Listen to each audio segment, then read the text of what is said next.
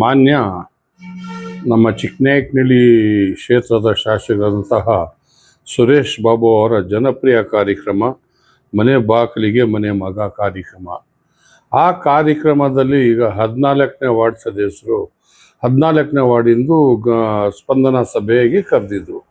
ಅದಕ್ಕೆ ನಾವು ಚುನಾಯಿತ ಪ್ರತಿನಿಧಿಗಳಾದಂಥ ನಾವು 14ನೇ ವಾರ್ಡ್ ಯಾವುದೇ ಒಂದು ಗಮನಕ್ಕೆ ತಂದಿಲ್ಲ ಅಂತ ಹೇಳಿದ್ರೆ, ಇವರು ಪಟ್ಟಣ ಪಂಚಾಯತ್ಗೆ ನಮ್ಮ ಮುಖ್ಯ ಅಧಿಕಾರಿಗಳು ಮಂಜುನಾಥ್ ಅವರಿಗೆ MLA ಕೇಳ್ತಾರೆ, ಏನಪ್ಪ ಹೇಳಿದ್ಯಾ ಅಂತ. ಹೇಳಿಲ್ಲ ಸರ್ ಅಂತಾರೆ. ಅವಾಗ ಅವರು ಇದು ಮಾಡಿ ನಿಲ್ಲಿಸಿ ಕಾರ್ಯಕ್ರಮ ಎಲ್ಲ ನಮ್ಮ ವಾರ್ಡಿನ ಕಾರ್ಯಕರ್ತರು ನಮ್ಮ ಅಭಿಮಾನಿಗಳು ಹೋಗಿ MLA ವಿಚಾರಿಸ್ತಾರೆ, ನೀವು ಏನಪ್ಪ ಮಾಡಿದ್ದೀರಾ, ನೀವು ವಾರ್ಡಿನ ಸದಸ್ಯರಿಗೆ ನೀವು ಗಮನಕ್ಕೆ ತರದಲ್ಲಿ ನೀವು ಕಾರ್ಯಕ್ರಮ ಮಾಡ್ತಾ ಇದ್ದೀರಾ, ಇದು ಕಾನೂನು ಬಾಹಿರವಾಗಿದೆಯಾ, ಕಾನೂನು ಪ್ರಕಾರ ಮಾಡಿದೆಯಾ? ಅವಾಗ ಅವರು ಇದು ಮಾಡಿಕೊಂಡು ಚೀಫ್ ಆಫೀಸರ್ಗೆ ನಮ್ಮ ಹತ್ರ ಬಂದು ಕರೀತಾರೆ. ನಮ್ಮ ಹತ್ರ ಅವ್ರು ಬಂದರು. ನಮಗೆ ಬಂದುಬಿಟ್ಟು ಸರ್ ಏನೋ ನಮ್ಗೆ ಇದಾಗ್ಬಿಟ್ಟಿದೆ ಅಂತ ಚೀಫ್ ಆಫೀಸರ್ ಮನೆಗೆ ಬಂದು ನಾನು ಹೇಳಿದೆ, ಏನೇ ಸರ್ಕಾರಿ ಕಾರ್ಯಕ್ರಮ ಅಂತ ಹೇಳಿದ್ರೆ ಮತ್ತೆ ಚೀಫ್ ಆಫೀಸರ್ ಏನು ಹೇಳ್ತಾರೆ ಗೊತ್ತಾ, ಸರ್ ಇದು ಪ್ರೈವೇಟ್ ಕಾರ್ಯಕ್ರಮ ಅಂತಾರೆ. ಪ್ರೈವೇಟ್ ಕಾರ್ಯಕ್ರಮ ಆದರೆ ತಹಸೀಲ್ದಾರ್ ಯಾಕೆ ಬರ್ತಾರೆ, ನೀನು ಪಂಚಾಯತ್ಗಿಂದ ಯಾಕಪ್ಪ ಶಾಮಿಯಾನ ಹಾಕಿ ಇದು ಮಾಡ್ಕೊಳ್ತೀಯ ಇವೆಲ್ಲ ಅಂತ ನಾವು ಕೇಳಿದ್ಕೆ ಹಿಂಗೆ ಇದು ಮಾಡಿಕೊಂಡು ಮತ್ತೆ ನಮ್ಮ ವಾರ್ಡಿನ ಸದಸ್ಯರು ವಾರ್ಡಿನ ಜನ ಎಲ್ಲ ಹೋಗಿ ಕೇಳಿ ಮತ್ತೆ MLAಗೆ ಇಲ್ಲ ಈ ಕಾರ್ಯಕ್ರಮ ಇದು ಮಾಡಿ ಅಂತ ಹೇಳಿ ಆಮೇಲೆ ಅರ್ಜಿಗಳು ತೊಗೊಂಡ್ರೆ ನಮ್ಮಿಂದ ಯಾವುದೇ ಥರದ ಜನಸಾಮಾನ್ಯರಿಗೆ ತೊಂದರೆ ಆಗಬಾರ್ದು, ಅರ್ಜಿ ಇಸ್ಕೊಳ್ಳಿ ಮತ್ತೆ ಕಾರ್ಯಕ್ರಮ ಮಾಡಿ ಅಂತ ಹೇಳ್ತು. ಇಂಥ ಅವಿವೇಕಿ ಒಬ್ಬ ಚೀಫ್ ಆಫೀಸರ್ ಎಲ್ಲ ಏನಾಗಿದೆ, 6 ತಿಂಗಳಾದರೂ ಖಾತೆ ಮಾಡ್ತಾ ಇಲ್ಲ. ಏನಾದರೂ ಒಂದು ಕಿತಾಪತಿ.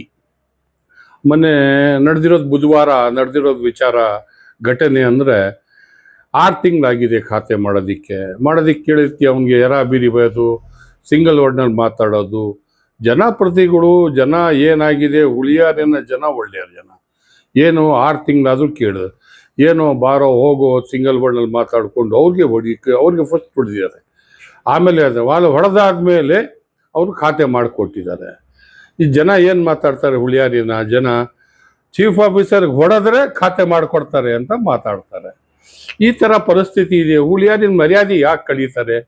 ಇಂಥ ಅವಿವೇಕಿ ಚೀಫ್ ಆಫೀಸರ್ ಯಾಕೆ ಬೇಕಾಗಿತ್ತು? ಮುಂಚೆ ಅವಮಾನ ಮಾಡಿಕೊಂಡು ಜಾತಿಗೆ ತಂದಿಕ್ಕಿದ್ದಾವ ಕನಕ ಸರ್ಕಲಲ್ಲಿ.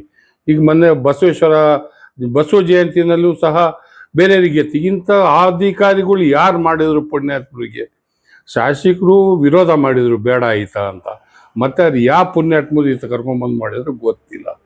ಹುಳಿಯಾರ್ ಪಟ್ಟಣ ಪಂಚಾಯತ್ಗೆ ರೌಡಿಸಮ್ ನಡೀತಾ ಇದೆ.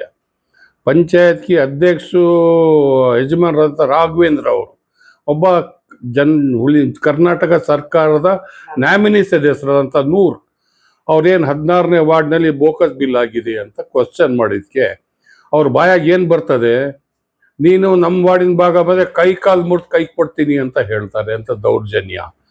ಅಧ್ಯಕ್ಷ ಯಜಮಾನ್ ಏನು ರೌಡಿಸಮ್ ಮಾಡ್ತಾ ಇದ್ದಾರೆ, ಯಾರಾದರೂ ಕೇಳಿದ್ರೆ ಏನು ಉತ್ತರ ಕೊಡ್ತಾರೆ? 14ನೇ ವಾರ್ಡ್ನಲ್ಲಿ ನಮ್ಮ ಕಾಮಗಾರಿಕೆ ನಡೀತು ಅಲ್ಪಸಂಖ್ಯಾತರ ಕಲ್ಯಾಣ ಇದರಿಂದ. ಅವಾಗ ಪೈಪ್ಲೈನ್ ಆಯಿತು. ಪೈಪ್ಲೈನ್ ಆದಾಗ ಅವರು ಮಾಡಿಕೊಡ್ಬೇಕು ಡ್ಯಾಮೇಜ್ ಅಂತ ನಾವು ಕಾಂಟ್ರಾಕ್ಟಿಗೆ ಮಾತಾಡಿದ್ದು. ಡ್ಯಾಮೇಜ್ ಆಗಿದ್ದು ಸರ್ಕಾರದ ದುಡ್ಡು, ಯಾಕಪ್ಪ ಡ್ಯಾಮೇಜ್ ಆಗತ್ತೆ ನೀನು ಮಾಡಿಕೊಡು ಅಂದಿದ್ದಕ್ಕೆ ರಾತ್ರಿ ಬಂದ್ಬಿಟ್ಟು ಅಧ್ಯಕ್ಷ ಯಜಮಾನರು ಪೈಪ್ಲೈನ್ ಮಾಡಿಸಿ ಎಲ್ಲ ಮಾಡಿಸ್ತಾರೆ. ನಮಗೆ ಗಮನಕ್ಕೆ ಬಂತು, ಯಾಕಪ್ಪ ನಮ್ಮ ಗಮನಕ್ಕೆ ಮಾಡಿದ್ದೀವಿ ಅಂತ ಕೇಳಿದಾಗ ಇಲ್ಲ ನಮ್ಗೆ MLA ಹೇಳಿದಾರೆ ನನಗೆ 16ನೇ ವಾರ್ಡ್ ನೋಡು, 16ನೇ ವಾರ್ಡಕ್ಕೆ ನೀನು ಯಾರು ಅಂತ ನಾವು ಗಲಾಟೆ ಮಾಡಿದ್ವಿ. 16ನೇ ವಾರ್ಡಕ್ಕೆ ನೀನು ಮಾಡೋದಕ್ಕೆ ನೀನು ಯಾರು ಹೇಳಿದ್ದಾರೆ? MLA ಹೇಳಿದ್ದಾರೆ, ಹೇಳ್ಸೋಣ ಅಂತ ಫೋನ್ ಮಾಡೋದು. ಇಲ್ಲ ಬಿಡಿ ಹಿಂಗೆ ಅಂತ ಹೇಳಿದ್ರೆ ಮತ್ತೆ ಯಾಕೆ ಆ ಬಿಲ್ಲು, ಬೋಕಸ್ ಬಿಲ್ 13.5 ಲಕ್ಷ ರೂಪಾಯಿ ಆಗಿದೆ, 3.5 ಲಕ್ಷ ಬಿಲ್ ಆಗಿದೆ. ಅದಕ್ಕೆಲ್ಲ ನಾವು ಲೋಕಾಯುಕ್ತರಿಗೆ ಹಾಕಿದ್ದೀವಿ, ಯಾವುದೇ ಒಂದು ಮಾಡಿಕೊಡ್ತೀವಿ. ಹುಳಿಯಾರ್ ಪಟ್ಟಣ ಪಂಚಾಯತ್ಕಿಂದ ಒಳ್ಳೆ ಆದಾಯ ಬರೋದು ಪಂಚಾಯತ್ಗೆ, ಅಂಥ ಇದರಲ್ಲಿ ಇಂಥ ಚೀಫ್ ಆಫೀಸರ್ಗೆ ಹಾಕ್ಕೊಂಡಿದ್ದಾರೆ. ಇದಕ್ಕೆ ಸಂಬಂಧಪಟ್ಟ ನಾವು PD ಅವರಿಗೆ ಫೋನ್ ಮಾಡಿದ್ದು, ಅವರು ಕ್ರಮ ತಗೊಳ್ಳಿಲ್ಲ. ಸಾರಿಗೆ ಸ್ಪಂದಿಸ್ತಾ ಇಲ್ಲ, ಜನಗಳಿಗೆ ದಿನ ಬಂದ್ಬಿಟ್ಟು ಬೈದು ಹೋಗ್ತಾರೆ ಪಂಚಾಯತ್ಗೆ. ನಾವು ಸದಸ್ಯರಾಗಿ ಯಾವುದೋ ಒಂದು ಜನ ಪ್ರತಿನಿಧಿಗಳು ಕೆಲಸ ಮಾಡೋಕ್ಕೆ ನಮ್ಮ ಕೈದಲ್ಲಿ ಆಗ್ತಾ ಇಲ್ಲ. 15 ದಿವಸ ಅದು ನೀವು ಒಂದು ವಾಟರ್ ಮ್ಯಾನ್ ಯಾರ ಮಾತು ಕೇಳ್ತಾ ಇಲ್ಲ. ಇಂಥ ಆಡಳಿತಾಧಿಕಾರಿ ಮಾಡ್ಕೊಂಡಿದ್ದಾರೆ. ಇವರು ಯಾರು ಪುಣ್ಯಾತ್ಮರಿಗೆ ಚೀಫ್ ಆಫೀಸರ್ ಅಂತ ಮಾಡಿದ್ರು ದೇವ್ರಿಗೆ ಗೊತ್ತು. ಅದಕ್ಕೆ ನಾವು ಹೇಳ್ತಾ ಇದ್ದೀವಿ, ಈಗ ನಾವು ಪ್ರೆಸ್ ಮೀಟ್ ಮಾಡಿ ಹೇಳ್ತಾ ಇದ್ದೀವಿ ಅವ್ರಿಗೆ, ಈ ಸಂಬಂಧಪಟ್ಟ ಇವರು ಏನು ಕ್ರಮ ತಗೊಳ್ಳಿಲ್ಲ, ಸಸ್ಪೆಂಡ್ ಮಾಡೋದಲ್ಲ, ಈತನಿಗೆ ಡಿಸ್ಮಿಸ್ ಮಾಡಬೇಕು. ಇನ್ನು ಒರಿಜಿನಲ್ ಅವನು ಯಾವುದೇ ಒಂದಕ್ಕೊಂದು ಚೀಫ್ ಆಫೀಸರ್ ಅಲ್ಲ. ಯಾರೇ ನೋಡಿ, ಅದು ವಿಡಿಯೋ ನಿಮ್ಗೆ ಹಾಕ್ತೀವಿ, ಗಲಾಟೆ ಹೊಡೆದೇನೆ ಬಂದ ಖಾತೆ ಮಾಡಿಲ್ಲ ಅಂತ ಕೇಳಿದ್ರೆ ಹೊಡೆದಾಗ ಅವ್ರು ಹೊಡೆದಿರೋದು. ಈ ಥರ ಪಂಚಾಯತಿಯಾಗಿ ನಡೀತಾ ಇದೆ. ಶಾಸಕರು ಹುಳಿಯಾರ್ನಲ್ಲಿ ಆಡಳಿತ ಮಾಡ್ತಾ ಇದ್ದಾರಲ್ಲ, ಅಧ್ಯಕ್ಷರು ಯಜಮಾನರು ಏನು ರೌಡಿಸಮ್ ಹುಳಿಯಾರ್ನಲ್ಲಿ ಮಾಡ್ತಾ ಇದ್ದಾರೆ, ಯಾರ್ಯಾರು ಮಾಡ್ತಾರೆ ಎಲ್ಲ 16 ವಾರ್ಡ್ ಅವ್ರಿಗೆ ಜವಾಬ್ದಾರಿ ಕೊಟ್ಟಿದ್ದಾರೆ. ಯಾವ ಕಾನೂನಲ್ಲಿದೆ? ಇವ್ರು ಯಾರು 16ನೇ ವಾರ್ಡಕ್ಕೆ ನೋಡೋದಕ್ಕೆ? ಇವ್ರು ಯಾರು? MLA ಯಾರು ಹೇಳ್ತಾರೆ? ಪಾಪ ಅವ್ರು ಕೆಟ್ಟ ಹೆಸರು ಮಾಡ್ತಾ ಇದ್ದಾರೆ MLA ಅವ್ರದ್ದು. ಇದರಲ್ಲಿ MLA ಸಾಹೇಬರು ಇದು ಗಮನ ಹರಿಸ್ಬೇಕು, ಕೇಳಬೇಕು ಅವ್ರಿಗೆ. ನಾನು 16ನೇ ವಾರ್ಡ್ ನೋಡಿದ್ದೀನ, 16ನೇ ವಾರ್ಡ್ ನಿಂಗೆ ನೋಡ್ಕೊ ಅಂತ ಹೇಳಿದ್ದೀನ ಅಂತ. ಯಾರಾದರೂ ಕೇಳಿದರೆ ಇದು ಮಾಡ್ಕೊಂಡು ಈ ಟೈಪ್ ಆಗ್ತದೆ.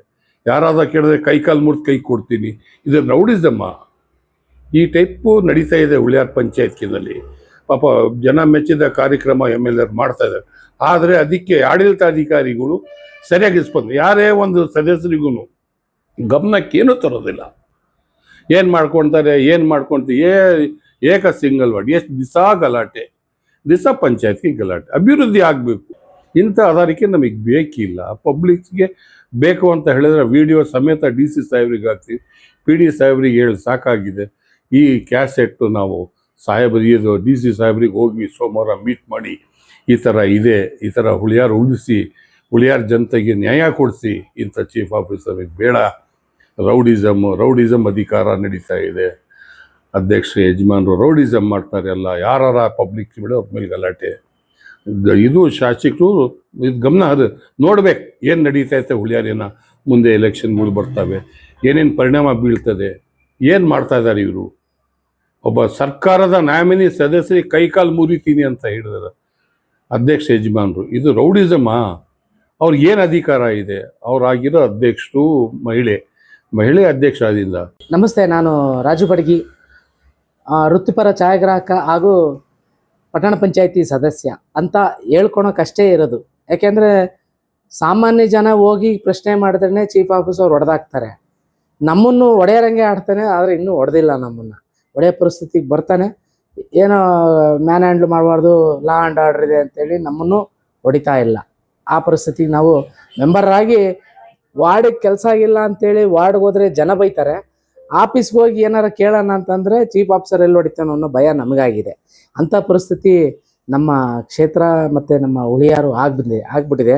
ಒಂದು ಏನಪ್ಪ ಅಂದರೆ, ಇವತ್ತು ನಡೆದಂಥ ಏನು ಮನೆ ಬಾಗಿಲಿಗೆ ಮನೆ ಮಗ ಅನ್ನೋ ಕಾರ್ಯಕ್ರಮ ತುಂಬ ಯಶಸ್ವಿ ಕಾರ್ಯಕ್ರಮ ಆಗ್ತಾ ಇದೆ ಅಂತೇಳಿ ಜನ ಬಾಯಿಂದ ಬಾಯಿಗೆ ಹೇಳ್ತಿದ್ದಾರೆ. ಅದು ಅಪೂರ್ಣವಾಗಿದೆ. ಅದು ಮಾಡ್ತಾ ಇರೋದು ಕಾರ್ಯಕ್ರಮ ಸರಿಯಾಗಿದೆ, ಬಟ್ ಮಾಡಬೇಕಾಗಿರೋಂಥ ಅಧಿಕಾರಿಗಳು ಮಾನ್ಯ ಶಾಸಕರಿಗೆ ಸ್ಪಂದಿಸ್ತಾ ಇಲ್ಲ. ಒಂದು ಉದಾಹರಣೆ ಏನು ಅಂತಂದರೆ, ಈಗ ಜನಸ್ಪಂದನ ಕಾರ್ಯಕ್ರಮ ಅಂತೇಳಿ ಎಲ್ಲ ಕಡೆನೂ ಅನೌನ್ಸ್ ಮಾಡಿದ್ದಾರೆ. ಒಂದು ಹೆಚ್ಚು ಕಮ್ಮಿ 700-800 ಜನ ಬಂದಿದ್ದಾರೆ. ಆದರೆ ಸದಸ್ಯರಿಗೆ ಮಾತ್ರ ಗಮನಕ್ಕೆ ತಂದಿಲ್ಲ. ಅಲ್ಲಿ ಬಂದಾಗ ಪರದಾಡ್ತಾರೆ, ಯಾರಿಗೆ ಹೇಳಿಲ್ರಿ, ನೀವು ಯಾಕ್ರಿ ಹೇಳಿಲ್ಲ, ಅವ್ರಿಗೆ ಯಾಕ್ರಿ ಹೇಳಿಲ್ಲ. ಇಲ್ಲಿ ಆಡಳಿತ ಇರೋದೇ ಅಧ್ಯಕ್ಷರು, ಆಡಳಿತ JDS ಅಧ್ಯಕ್ಷರು, JDS ಉಪಾಧ್ಯಕ್ಷರು, ತಾಲೂಕಲ್ಲಿ ಪೂರ್ತಿ ಆಡಳಿತ ಸ್ಥಳೀಯ ಅವ್ರದ್ದೇ ಇದೆ. ಅವರಿಗೆ ಗೊತ್ತಿರಲ್ವಾ ಯಾರಿಗೆ ಹೇಳ್ಬೇಕು, ಇಲ್ಲಿ ಜನರಿಗೆ ನೀವು ಹೇಳ್ಬೇಕಾಯ್ತು ಕಣ್ರಿ ಮಂಜುನಾಥ್ ಅಂತ ಇಲ್ಲಿ ಬಂದು ಹೇಳಿದ್ರೆ ಆಗುತ್ತಾ? ಇದು ಬರೀ ಕಾರ್ಯಕ್ರಮ ಮಾಡ್ತಾ ಇರೋದು ಜನಸ್ಪಂದನ ಕಾರ್ಯಕ್ರಮ ಮತ್ತು ಮನೆ ಬಾಗಿಲಿಗೆ ಮನೆ ಮಗ ಯಾರಿಗೂ ಸರಿಯಾದ ವ್ಯವಸ್ಥಿತವಾಗಿ ಯಾರಿಗೂ ಸಿಗ್ತಾ ಇಲ್ಲ.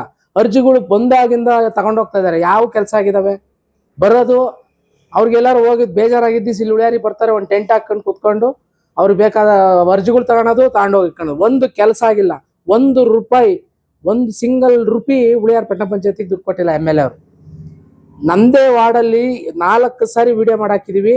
ಒಂದು PWD ಇಲಾಖೆಯವ್ರಿಗೆ ಒಂದು ಡಕ್ ಕಟ್ ಆಗಿದೆ, ಡಕ್ಕನ್ನ ಹಾಕ್ಸಕ್ಕಾಗ್ತಿಲ್ಲ. ಏನು ಮನೆ ಬಾಗಿಲಿಗೆ ಊರು ಬಾಗಿಲಾಗಿದೆ ಉಳಿಯಾರು. ಮನೆ ಬಾಗಿಲಿಗೆ ಮನೆ ಮಗ ಅಲ್ಲ, ಇದು ಇಡೀ ಊರೇ ಉಳಿಯಾರು ದೊಡ್ಡ ಊರು ಬಾಗಿಲಾಗಿದೆ ಅಂತ ಹೇಳಿ ಗಾದೆ ಹೇಳ್ತಾರಲ್ಲ, ಆ ಪರಿಸ್ಥಿತಿ ಉಳಿಯಾರು ಬಂದೋಗಿದೆ. ಮಾನ್ಯ ಶಾಸಕರು ಅಧಿಕಾರಿಗಳನ್ನ ಕಂಟ್ರೋಲಿಗೆ ತಾಣಕ್ಕಾಗದ್ರೆ ತಗೊಳ್ಳಿ, ಇಲ್ಲ ಅಂದರೆ ಅವ್ರೇನು ನಾವು ಮುಂದಿನ ಕ್ರಮ ನಾವು ನಮ್ಮ DC ಅವರಿಗೆ ಮತ್ತು ಮೇಲಿನ ಅಧಿಕಾರಿಗಳಿಗೆ ನಾವು ಗಮನಕ್ಕೆ ತರಬೇಕಾಗತ್ತೆ. ಯಾಕಂದರೆ ಸಾರ್ವಜನಿಕರು ಹೋಗಿ ಯಾರು ಪ್ರಶ್ನೆ ಮಾಡಂಗಿಲ್ರಿ. ಪಟ್ಟಣ ಪಂಚಾಯತಿಯ ಒಳಗೆ ಯಾರು ಹೋದ್ರೆ ಒಡೆಯರಂಗೆ ಆಡ್ತಾನೆ. ಒಡೆಯರಂಗೆ ಆಗ್ಬಿಟ್ಟು PKSಗಳನ್ನೆಲ್ಲ ಅಕ್ಕಪಕ್ಕ ನಿಲ್ಲಿಸ್ಕೊಂಡು ನಿಂತ್ಕೊಂತಾನೆ. ಯಾರ ಬಂದರೆ ಸಾಕು, ಹಾಕ ಅವ್ರ ಮೇಲೆ ಅಟ್ರಾಸಿಟಿ ಕೇಸ, ಬರೀ ಕಂಪ್ಯೂಟರ್ ಆಪರೇಟರ್ನ ಕೇಂದ್ರ ಬರೀ ಕಂಪ್ಲೇಂಟ್ ಬರೆಯೋಕೆ. ಸ್ಟೇಷನ್ಗೆ ಹೋಗ್ತಿದ್ದಂಗೆ ಬರೆಯಮ್ಮ ಅಟ್ರಾಸಿಟಿ ಯಾಕಮ್ಮ ಇವ್ರಿಗೆ, ಬರೆಯಮ್ಮ ಇದನ್ನ ಬರೆಯಮ್ಮ ಅದು ಬರೆಯಮ್ಮ. ಯಾಕೆ ಸಾಮಾನ್ಯ ಜನ ಯಾರು ಆಫೀಸ್ಗೆ ಹೋಗಂಗೆ ಇಲ್ವಾ? ಯಾರು ಪ್ರಶ್ನೆ ನೀರಿಲ್ಲ ಅನ್ನಂಗಿಲ್ಲ, ಹೊಡೆಯಕ್ಕೆ ಹೋಗ್ತಾನೆ. ಖಾತೆ ಮಾಡಿಲ್ಲ, ಖಾತೆ ಈ ಘನ ಸರ್ಕಾರನೇ ಆದೇಶ ಮಾಡಿದೆ ಆನ್ಲೈನಲ್ಲಿ ನೀವು ಅಪ್ಲಿಕೇಶನ್ ಹಾಕಿ, ಅದು ಅಪ್ಲಿಕೇಶನ್ ಸರ್ಟಿಫೈಡ್ ಇವನು ಹೌದಾ ಸರಿ ಇದೆಯೋ ಇಲ್ವೋ ಅಂತ ಬರೀ ಒಂದು ಬಟನ್ ಒತ್ತಿ ಕ್ಲಿಯರ್ ಮಾಡೋದಷ್ಟೇ. ಅದು ಸಾರ್ವಜನಿಕರ ಕೆಲಸ ಅಲ್ಲ, ಅದು ಖಾತೆ ಮಾಡೋದು ಇವನೇ ಮನೆ ಹತ್ರ ಹೋಗಿ, ಅಧಿಕಾರಿಗಳೇ ಮನೆ ಹತ್ರ ಹೋಗಿ ಮಾಡಬೇಕು ಅಂತ ಹೇಳಿರೋದು. ಸಾರ್ವಜನಿಕರೇ ಹೋಗಿ ಖಾತೆ ಮಾಡಿಕೊಡಿ ಅಂತ ಕೇಳೋದು, ಆನ್ಲೈನಲ್ಲಿ ಅಪ್ಲಿಕೇಶನ್ ಹಾಕೋದು ಸಾರ್ವಜನಿಕರು ಹಾಕ್ತಾರೆ. ಅಲ್ಲಿ ಅವ್ನ ಸಿಸ್ಟಮಿಗೆ ಬಂದಿರುತ್ತೆ, ಅದನ್ನ ನೋಡಿ ದಾಖಲಾತಿಗಳು ನೋಡಿ ಹೌದು ಸರಿ ಇದೆ ಇಲ್ಲ ಸರಿ ಇಲ್ಲ ಅಂತ, ಸರಿ ಇದ್ರೆ ಸರಿ ಅಂತ ಕೊಡ್ಲಿ, ಇಲ್ಲ ಅಂದ್ರೆ ಇಲ್ಲ ಅಂತ ಕೊಡ್ಲಿ. ಅಲ್ಲಿ ದಿನ ಕಾಯಿಸೋ ಅಂತ ಅವಶ್ಯಕತೆನೇ ಇರಲ್ಲ. ಇದಕ್ಕಿನ್ನ ಟೆಕ್ನಾಲಜಿ ಇನ್ಯಾರು ಮಾಡಕ್ ಬರಲ್ಲ. ಇಷ್ಟು ಈಸಿ ಇವತ್ತಿನ ತಂತ್ರಜ್ಞಾನದಲ್ಲಿ ಇವತ್ತೆಲ್ಲ ಅಷ್ಟು ಈಸಿ ಮಾಡಿದ್ರು ಇವರು ದೌರಾಡಳಿತ ಮಾತಿತರ ಸದಸ್ಯರುಗಳು ಫೈಲ್ ಹೊತ್ಕೊಂಡೋಗಿದ್ದಾರೆ.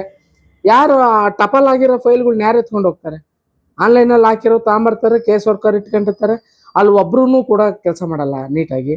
ಹಾಗಾಗಿ ಮಾನ್ಯ ಶಾಸಕರ ಗಮನಕ್ಕೆ ನೀವು ಜನರಿಗೆ ಏನೋ ಉದಾಹರಣೆ ಕೊಟ್ಟು ಉತ್ತರ ಕೊಟ್ಟು ಹೋಗೋದನ್ನ ಕಮ್ಮಿ ಮಾಡಿ ಕಾರ್ಯರೂಪಕ್ಕೆ ಕೆಲಸ ತರಬೇಕು. ಮೊದಲು ನೀವೇ ಸ್ವತಃ ಹೇಳಿದ್ರಿ, ನಾನು ಬಂದರೆ ಸರಿ ಇರಲ್ಲ ಮಂಜುನಾಥ್, ನೀನು ಬರ್ಕೂಡ್ದು ಅಂತಂದ್ರು. ಬಂದು ಈಗ ಕೆಲಸ ಮಾಡ್ತಾ ಇದ್ದಾನೆ. ಅವತ್ತು ನೀವು ಅವನ್ನೇನು ಮಾಡೋಕ್ಕಾಗಲಿಲ್ಲ. ನಾನು ಬಂದು ಸ್ಟ್ರೈಕಿಗೆ ಕೂತ್ಕೊಂತೀನಿ ಇದಾಳ್ಬೇಡ್ರಿ ಅಂತಂದ್ರು, ನಾವು ಕೂತ್ಕೊಂಡು ಆದ್ರೂ ಅವನ್ನ ತೆಗ್ಸೋಕ್ಕಾಗಲಿಲ್ಲ. ಒಂದು ಇವತ್ತು ನಿಮ್ಮ ವಿರುದ್ಧವಾಗೇನೆ ಜನ ಎತ್ಕಟ್ಟಿ ಜನಗಳನ್ನ ನಿಮ್ಮ ಮೇಲೆ ಅಪಪ್ರಚಾರ ಮಾಡೋದಕ್ಕೆ ಹುನ್ನಾರ ಮಾಡ್ತಾ ಇದ್ದಾನೆ. ಅದೆಲ್ಲ ನಿಮಗೆ ಗಮನಕ್ಕೆ ಬಂದಿರುತ್ತೆ, ಆದರೂ ನೀವು ಅಸಹಾಯಕರ ಥರ ನೀವು ಕೂತ್ಕೊಂಡಿದ್ದೀರ, ಅದು ತಪ್ಪಾಗ್ತದೆ. ಅವನ ಮೇಲೆ ನೀವು ಅವನ್ನ ಯಾವುದೇ ಮಾನವೀಯತೆ ದೃಷ್ಟಿಯಿಂದ ಅವನಿಗೆ ಇದು ಮಾಡ್ದಲೇ ಅವನಿಗೆ ಶಿಕ್ಷೆ ಆಗಬೇಕು. ಅವನ್ನ ಇಲ್ಲಿಂದ ಟ್ರಾನ್ಸ್ಫರ್ ಮಾಡಬೇಕು. ನಿಮ್ಮ ಮರ್ಯಾದೆ ಉಳಿಸ್ಕೋಬೇಕು ಅಂದರೆ ನೀವು ಟ್ರಾನ್ಸ್ಫರ್ ಮಾಡಿ. ಇಷ್ಟು ಹೇಳ್ತಾ ತಮಗೆ ವಂದನೆಗಳು.